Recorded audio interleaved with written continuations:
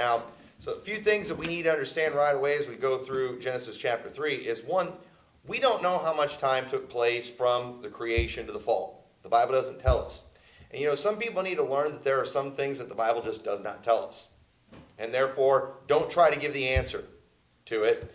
And in the book of Genesis, and I've said this before, I'm going to say it again, there is so much weird stuff preached from the book of Genesis because it's easy to just insert your own facts when it comes to the stories that we see in here because so little is said about, the life of Adam and Eve.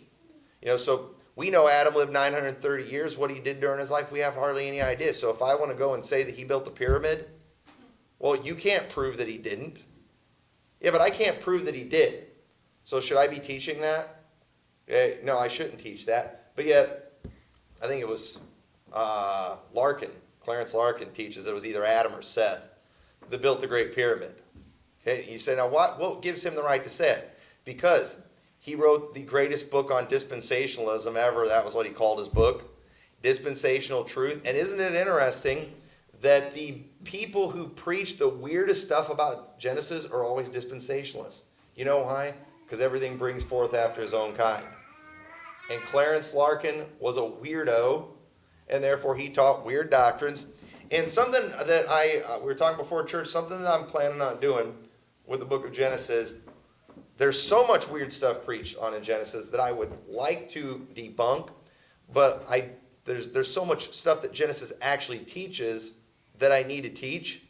So what I'm planning on doing for the rest of these, I want to focus on what Genesis teaches while I'm preaching on Wednesday nights. But then what I'm going to do, I'm going to make separate videos debunking all the weird teachings. That way I don't have to wait. I don't want to waste all our time talking about just nut job stupidity, debunking that. Let's spend Wednesday nights showing what Genesis actually teaches. We'll cover some of these things too, but I'm going to do these other things separate for you to watch, because otherwise we'd spend weeks on some of these chapters, and I don't want to do that. We're going to do one chapter a week.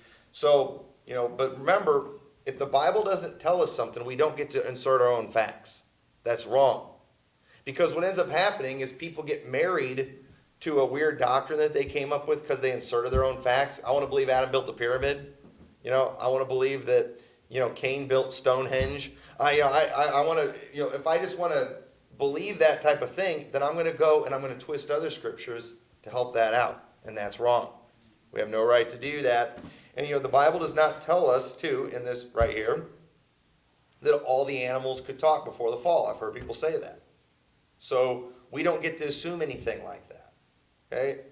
Now, yes, I don't see Eve saying, "What are you doing talking, serpent?" I mean, because that's what most of us would say, right?